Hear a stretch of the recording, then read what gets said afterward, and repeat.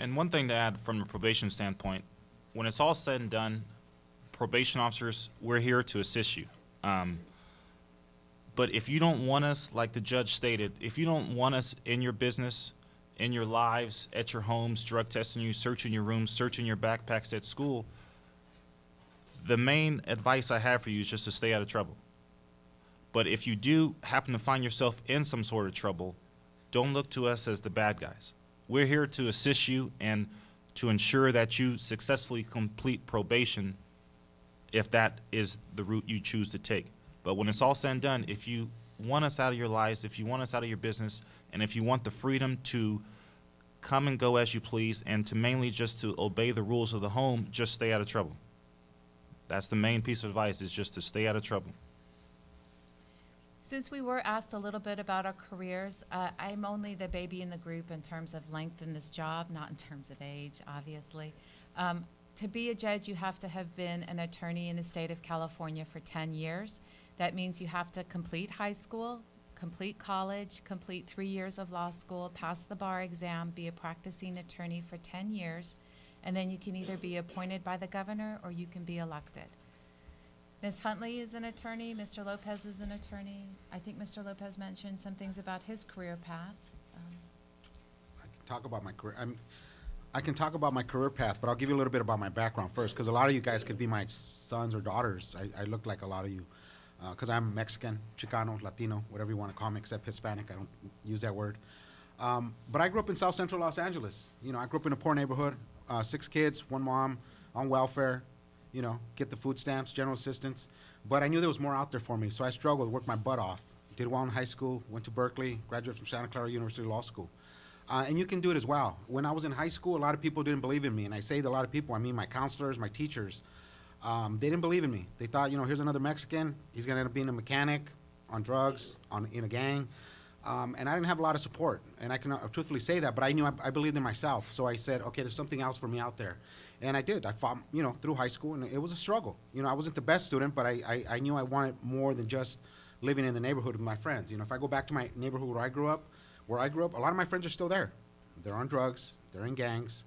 You know, a lot of stuff. And unfortunately, a lot of my friends are dead, including my brother, who was, you know, he wasn't the best kid in the world, but he struggled through school and, you know, was in gangs and did drugs. And, you know, he got murdered in 1998, shot in the stomach and the chest. You know, he left 2 kids behind. But we took different paths. I knew the right path that I wanted to take, and unfortunately, my brother took the wrong path, you know. So I have a very similar background as you. And that's why when I talk to you, I don't BS you. I put it out there because I know where you're coming from. I know the struggles you're going through. That's why I feel comfortable sitting and talking to you and your parents about what you're going through, because I've probably gone through some very similar things that you've gone through, economically, socially. I didn't come from a rich family. So everything was a struggle. Nobody gave me anything and said, hey, Mr. Lopez, here's your law degree. No, I had to work my butt off for it. You know, and I'm proud of it, and I still work hard for what I have and to help you guys. Yes, question. Do you have to pay money to go to the what classes? To become an attorney, to go to college? You do, but there's a lot of help. A lot of people like myself, the first person from my family and extended family to go to college, there are grants, there's scholarships, there's financial aid. There is money, and that's one of the questions I always had is how the heck I'm gonna pay for this? My mom had a 2nd grade education, worked cleaning hotels as a maid, and I'm like, where am I gonna get the money? You know, I was working at Pep Boys at the time when I was in high school, but it's like that wasn't enough money to pay for college. And people, one counselor, one high school history teacher believed in me and said, Juan, you have good grades, you're going to college. And I said, no, I'm not. I can't afford it. He goes, you're going to college. And I went to college because of that one high school history teacher, Mr. Soberman from Huntington Park High School. So that's where I ended up where I'm at. There is money out there for you. So don't worry about the money. It'll come. And if you don't want to be a lawyer or a judge, a probation officer is a great job opportunity. You only have to go to 4 years of college to become a probation officer. And you don't have to wear a uniform. You get to go to schools, work with beautiful individuals like yourselves. You have somewhat of control over what they do and can't do. I started out in juvenile hall, working as a counselor in juvenile hall. So if you commit crimes that are serious enough, you go to juvenile hall, and then you have to work with us who are counselors who tell you what you can and can't do. You have to ask one of us to use the bathroom. That's somewhere you guys definitely don't want to go.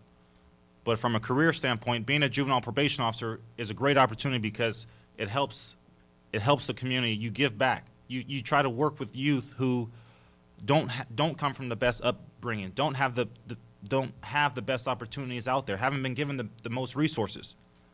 And when you do work with individuals who are challenged economically, socially, then it's a joy for me and the majority of my coworkers is to see those succeed, to see those who make a mistake by committing a petty theft, by going to CVS pharmacy down the street here and taking some hairspray or some makeup, because you're going to get placed on probation for that.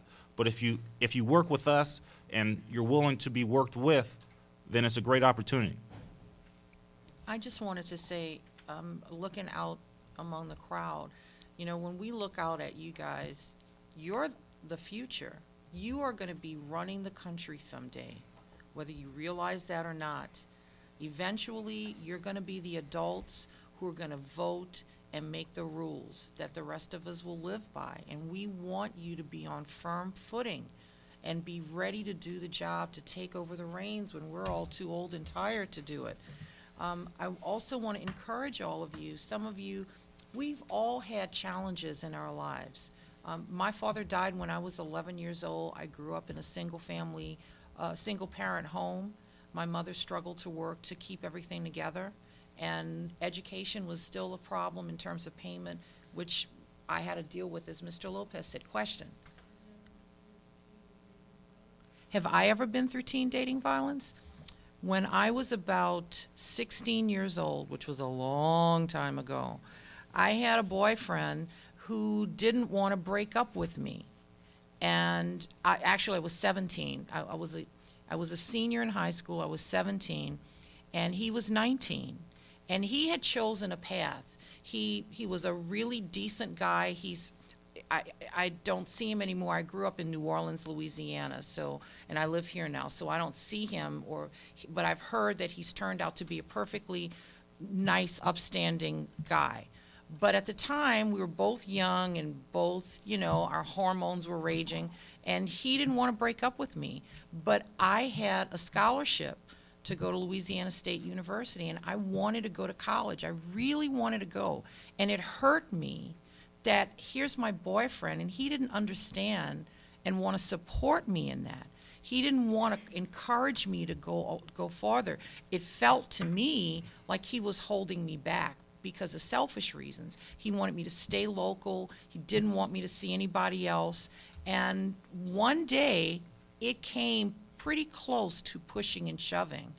I was in his car. He wanted to talk about the situation. I told him, you know, I wanted to go home. He was sort of hesitating about driving me home. And I'm like, what, are you going to keep me prisoner in your car? I wasn't even thinking about law school at the time. I didn't know anything about crimes like false imprisonment. But that is probably the closest that I ever got into a situation of teen dating violence. I eventually did go to college. He chose not to. And as Mr. Lopez said, as all of you will find out, you will have to make choices in your lives to separate yourselves from people who will drag you down into a hole, because there are lots of people out there. Be very choosy about who your friends and associates are, because sometimes friends are supposed to be the gift that keeps on giving, but not in a bad way, in a good way. I just want to encourage everyone out there that college and whatever your dreams are, you need to think about it, put it inside of your little container and go for it. And anybody who stands in your way, you need to separate yourselves from those people and move forward in the direction you want to go in. Particularly to the young ladies, there's lots of careers out there for you to be involved in. This is my second career, and someday I'll probably be working on my third, because that's what makes life fulfilling, is to do something that you care about and just enjoy it. Question? I'm sorry, I can't hear you.